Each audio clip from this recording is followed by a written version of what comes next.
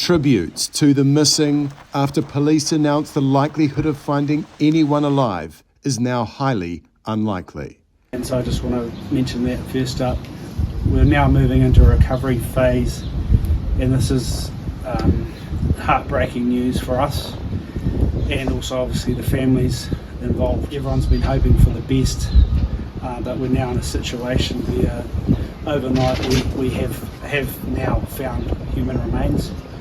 The development prompted an outpouring of support from locals. My hearts go out to all those people that have lost loved ones.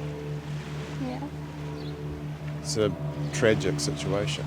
It is, it's so tragic. It's unbelievable. Never thought it would ever happen here. And visitors alike. And I just think as a parent, hearts go out to everybody just going through it and just felt drawn to be here. It's like really emotional time for the whānau over there as well, so it's nice to pay our respects, give them our aroha and everything. Police have released the names of the victims: Sue Knowles, 15-year-old Sharon McCunnico, and Max First-Key, Swedish citizen Mansloke Bernhardsson, Lisa McLennan, and Jacqueline Walker. This is an unimaginably terrible time for those people who've lost the people they love. The victims' remains will be taken to a mortuary in Hamilton for identification, which the Chief Coroner says will be a complex and possibly time-consuming process. The coroner says identification may take time because of the serious injuries sustained by the victims. The last thing we want is to have any family traumatised by having a person other than their family member returned to them.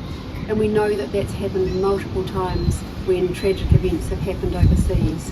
Police wouldn't say precisely where the remains were located. I'm not going to speculate, go into the details, but it's in an area where we expected. That area is believed to be the ablution and kitchen area at the campground, facilities that were buried by the landslide. Anglican priest Vianney Douglas has been at the scene supporting workers. And my understanding is that they have made their way to the ablution block and are likely to be working in that area. And I think it will be emotionally draining for a lot of those who've got to work in that space. And so it's really important for, people, supporters, the iwi, hapu, ministers of all faiths or to be available to support those people who are doing the work, and of course the families. This has been a harrowing job. My respect goes out and thoughts go out to the families, but equally, for emergency workers, and particularly those working on site, it's as tough for them as well.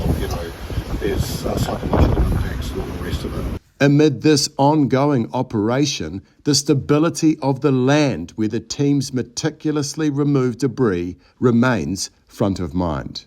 My main concern, and those behind me right now, is actually, whilst we've got processes to follow and we're managing all the different phases, is actually the safety of the staff working on it. The people that are in there helping, trying to get the people out, they're amazing. Just the time and effort they've put into this, and it's going to be ongoing for days.